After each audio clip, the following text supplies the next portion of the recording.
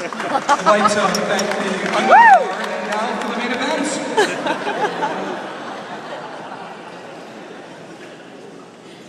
You know, a great best man speech should last as long as the groom does the first night with the bride.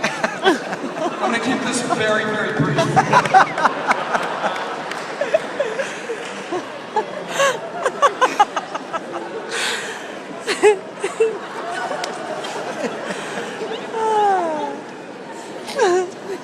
Towards the end of my college career, I was focused on drinking, chasing women, drinking, and chasing women. I hadn't planned a professional trajectory. I thought that, I don't know, maybe I'd end up in finance or go into law, but I really didn't have a plan. And I was talking to Garrett about where we might end up after school. And I said that I might be interested in finance, and he mentioned that he had an uncle that lived in Manhattan. And he could probably arrange an interview for me. And it was 2 weeks later that I found myself on the train coming into town. I got to sit down with, where's Barry McCarroll? Barry, where are you?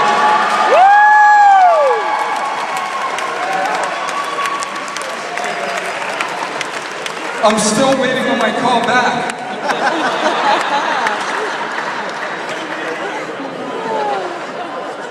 Now, one of the fundamental things about Garrett is that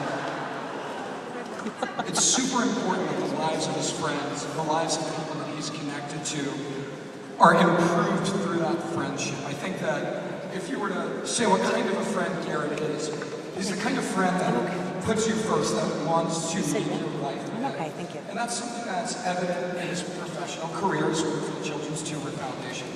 It's certainly something that's evident in his relationship with his family. Just almost any resource that he can use to improve their lives. And I think where, for me, it's home most is in his relationship with Kate. You know, Mike mentioned the idea of Kate making Garrett's life better in every aspect. And I can say unequivocally, based off of our relationship, Garrett, that you must do the same for her as well. Okay? Now I'm going to quote Garrett. And I promise I'll keep the heartfelt components here to a minimum. Now, we all know of Garrett's passion for the art of the dance. And we know Garrett is a man who has chosen to live his life in service to those around him. When I asked him what he's most proud of, I'm proud of the fact that no matter the differences we may have, my friends were, are, always my friends, and I'll do anything to be there for them. You can imagine if his primary goal is making the lives of his friends and those better around him, and he's won a fair share of trophies.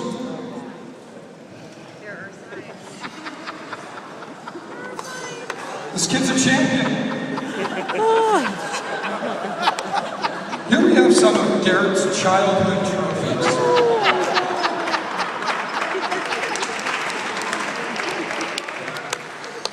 This was an important time in his life because it established early on he was a man of doing, destined to be rewarded for being a team player and bettering the lives of those around him. You know, all these trophies and awards pale in comparison to Garrett's greatest single achievement. The love of the lovely Kate. Now, I'm not suggesting that Kate's a trophy wife.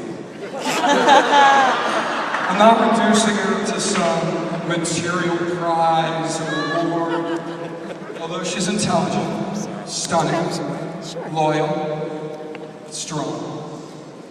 I'm simply stating that if an amazing life is a reward for a life well lived, then Garrett's in first place.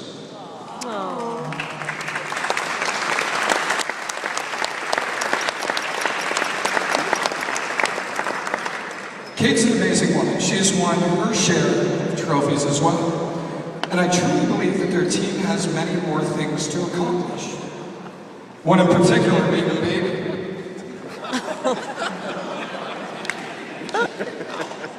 I'm suggesting that we mark life with acquisitions and accomplishments. I can think of no finer marker than the love of this amazing woman.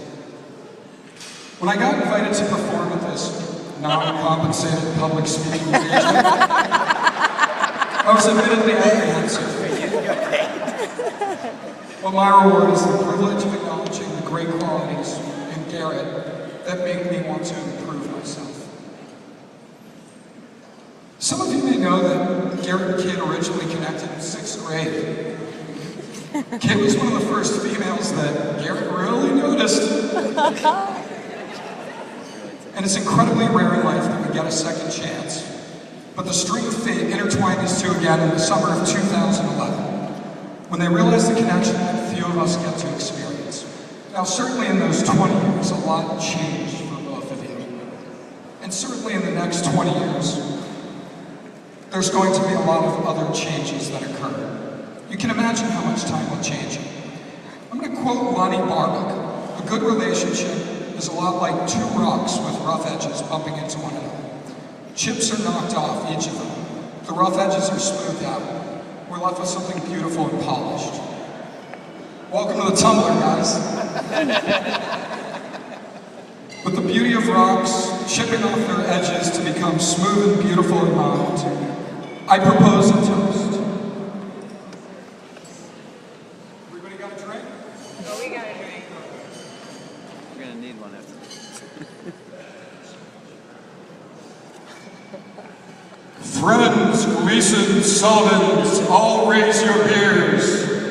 I toast to this union with generous cheers. To Robert, Jackie, Patricia, Richard, Pam, Tom, Ginny, Garrett, and Kate. Now let's party like rock stars and stay up real late.